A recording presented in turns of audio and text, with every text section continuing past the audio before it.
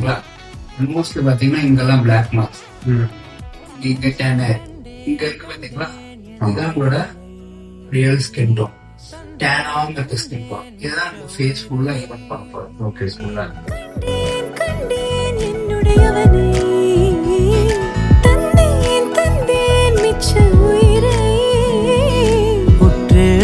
பார்க்கையிலே தொற்று கிடைத்த தனிமையினை கற்று தந்த காதல் வழி விட்டு போனதே.